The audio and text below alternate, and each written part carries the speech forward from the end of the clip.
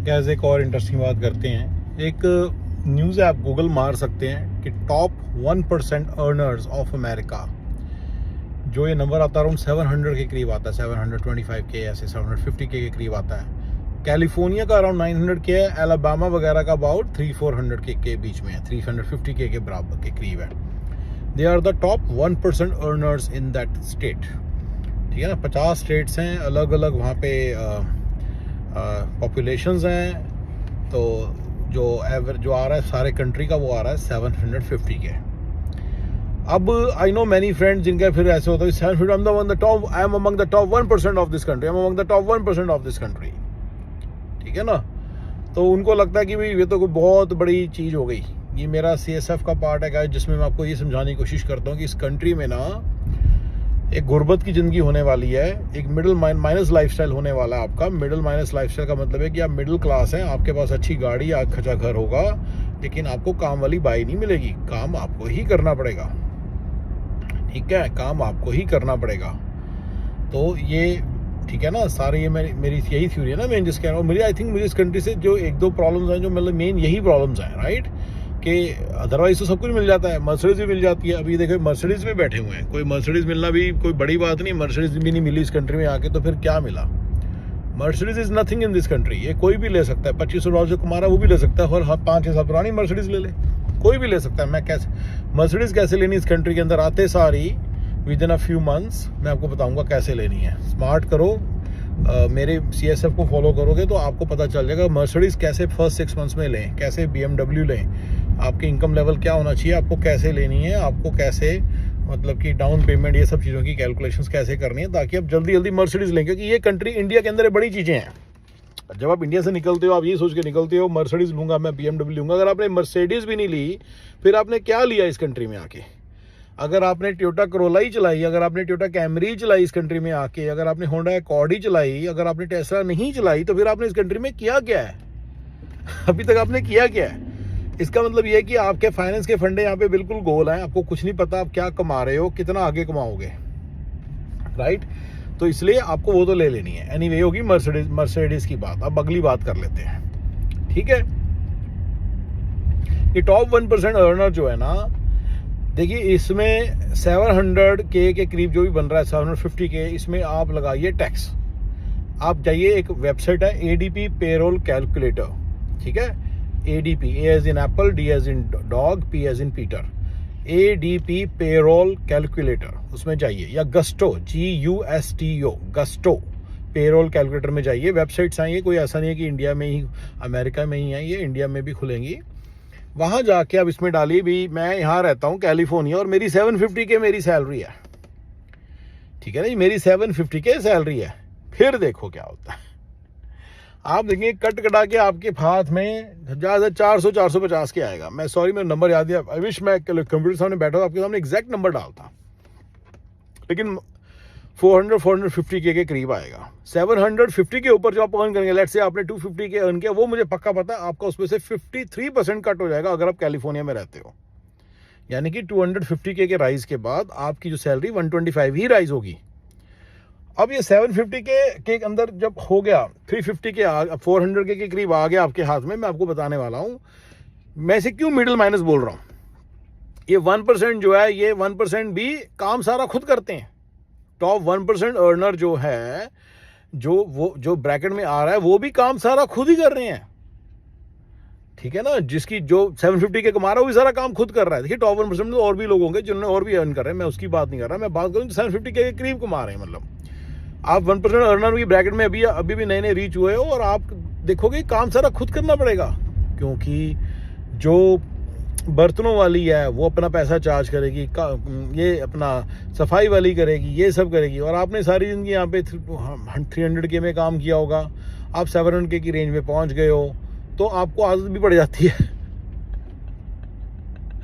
आदत भी तो पड़ जाती है काम करने की। आपको लगता है चल ठीक है यार, बर्तन का कपड़े कौन सा मैंने धोने हैं, वॉशिंग मशीन ने धोने हैं, ड्रायर ने ट्राई करने हैं। फिर क्या होता है, जो बर्तन है वो डिश वॉशर में धुलते हैं, आप कहते हैं उसने तो धोने हैं। देखिए यहाँ पे क्लीनर मिल जाती है, वो 350K की रेंज में भी क्लीनर मिल जाएगी आपको। ये मैं आपको यहाँ की इस कंट्री की खास बता रहा हूँ। यहाँ पे ना कुछ मैक्सिकन लोग होते हैं, वो मैक्सिकन लोग ना क्लीनिंग कर देते हैं सस्ते में काफ़ी। और वो अफोर्डेबल सा हो जाता है। जैसे कि हमारे घर की क्लीनिंग हम महीने के अबाउट $600-700 खर्च देते हैं, तो $600-700 में हो जाती है। अराउंड $7,000 पर ईयर का एक्सपेंस है। प्लीज़ रिमेंबर ये आफ्टर टैक्स एक्सपेंस है। टैक्स देने के बाद जो बचता है पैसा उसमें से देते हैं, यानी कि 50% टैक्स मेरा पहले जा चुका है, मेरे केस में 50% टैक्स ब्रैकेट है मेरी, उसके बाद जो बचता है फिर उसमें ही सारा हो रहा है। ठीक है ना? ठीक है, तो ये अफोर्ड हो जाता है। गार्डनर अफोर्ड हो जाता है, गार्डनर मिल जाता है आराम से $100-150 में गार्डनर्स आ जाते हैं। पूल क्लीनर मिल जाते हैं, पूल को रिपेयर करने वाले, पूल को मेंटेन करने वाले मिल जाते हैं। वो क्लीनर भी होते हैं और पूल के पानी की कंसिस्टेंसी मेंटेन करते हैं, उसमें केमिकल्स वगैरह मिलाने होते हैं, ऑल दैट वो कर देते हैं। ठीक है, ये मिल जाते हैं। ठीक है, लेकिन खाना बनाने वाला मतलब और ये बर्तन, कपड़े धोना, कपड़े आयरन करना, ये सब चीज़ों के लिए बंदे बड़ी मुश्किल से मिलते हैं। मैं कभी आपको इसके बारे में बताऊंगा, because we do have someone, मैं को बता दूंगा उसके बारे में क्या होता है उससे, लेकिन वो उसकी मतलब सारा बाकी काम खुद करना पड़ता है। मैं इसके फंडा आपको बाकी क्या रहेगा, बाकी सारा काम है यार, बहुत काम होता है, तो वो सारा का सारा काम आपको खुद ही करना पड़ेगा। ये 750K में आपको ये हो सकता है 2-3 हेल्प्स आप अफोर्ड कर लो, लेकिन इसके अलावा आप कोई और हेल्प अफोर्ड नहीं करोगे। जो इस कंट्री के बड़े बड़े खर्चे हैं, जैसे एग्जांपल के तौर पे अगर आपका रूफ लीक कर जाती है, उसको रिपेयर कराने का खर्चा $3-4 हज़ार है हर महीने। इस तरह की हर साल मैं लगा के चलता हूँ कि $20-25-30 आपके इस चीज़ में चले जाते हैं। काफ़ी सारे खर्चे हैं। तो आप तो आप कोई भी ऐसे मतलब जैसे मान लीजिए अगर आपको तो मतलब अच्छी तो 350 में बंदा बहुत कुछ अफोर्ड कर लेता है, पर ये नहीं है कि बंदा काम करने वाले बंदे अफोर्ड कर लेगा। जनरल पर्पस होते हैं ना जो घर में बंदे, तो वो नहीं अफोर्ड होंगे कभी भी। तो उसके चक्कर में आपका कोई क्वालिटी ऑफ लाइफ को इससे तगड़ा होता नहीं है 750K वाले का भी। मैं यही मैं ना टॉप 1% अर्नर तो एक बिल्कुल ऐसे ही घूम रहा हूँ, इसमें कुछ नहीं होगा, उसमें दमखम। एक बार मैंने किसी आर्टिकल को देखा तो उसमें बोला था कि millionaires, you know, who knows next guy who is working who is walking by in jeans and T shirts could be a millionaire. अबे सालों, वो भाई जवादार क्लास आ रही, सॉरी यार, मतलब गुस्सा भी आता है लोगों की मेंटेलिटी पे, क्योंकि उनको सिर्फ पैसा दिख रहा है। पैसा कमा रहा क्या है, उसका बनाया क्या उसने, लाइफ में क्या कर लिया उसने? कपड़े तो खुद धोने पड़ रहे हैं, बर्तन खुद धोने पड़ रहे हैं, रोटियां खुद बनानी पड़ रही हैं, बीवी उसकी बैठी है, हर प्रॉब्लम तो उसके घर उसकी प्रॉब्लम रहेगी, सॉल्व नहीं हुई। सिर्फ मर्सिडीज होना तो नहीं इनफ ना।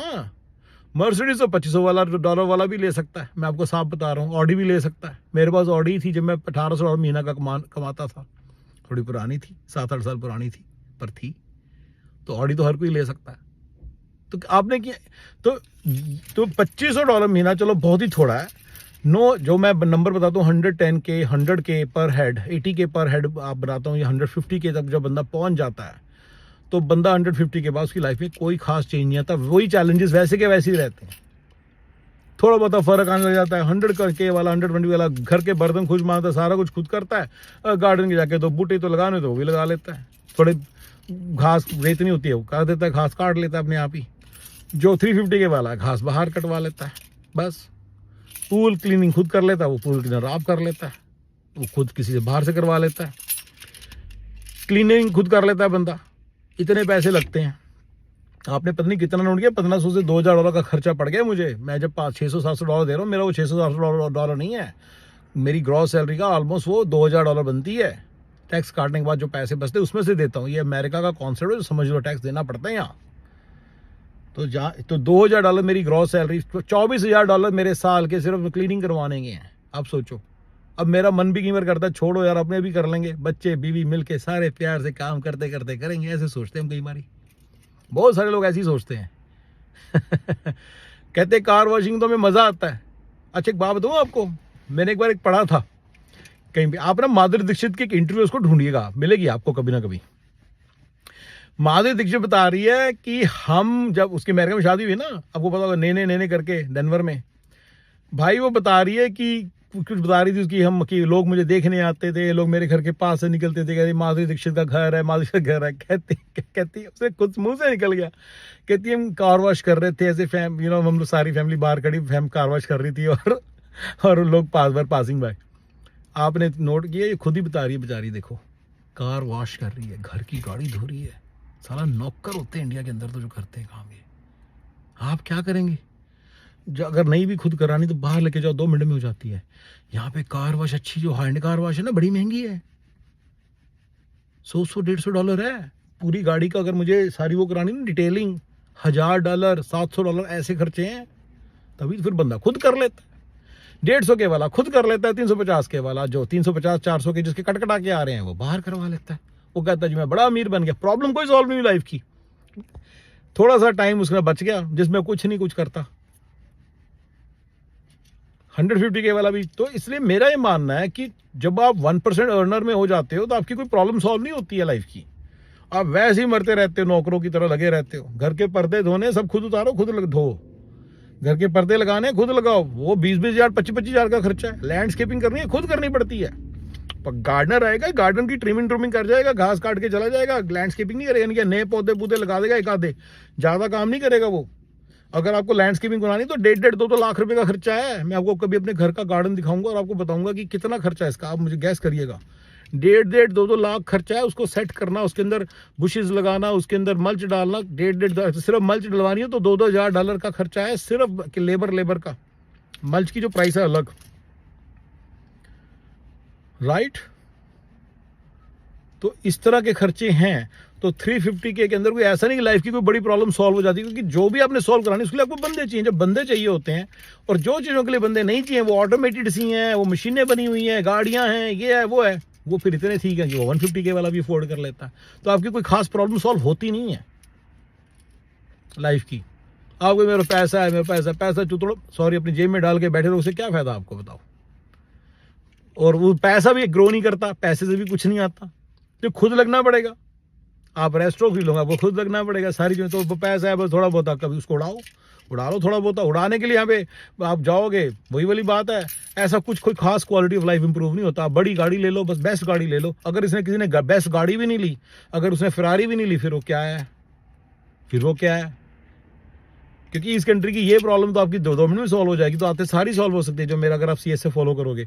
तो बेसिकली 750 के जो टॉप 1% अर्नर है वो भी मिडिल माइनस लाइफस्टाइल ही जीता है। और वो एक बड़ा ही घटिया सा स्टैट है जिसको देख देख के लोग ऐसे हो जाते हैं जैसे पता नहीं क्या हो गया, उनकी लाइफ का चेंज ही हो गई। हालांकि उनकी लाइफ की कोई प्रॉब्लम सॉल्व नहीं हुई होती एंड वो वैसे के वैसे ही रह रहे होते हैं। Thank you guys, thank you very much.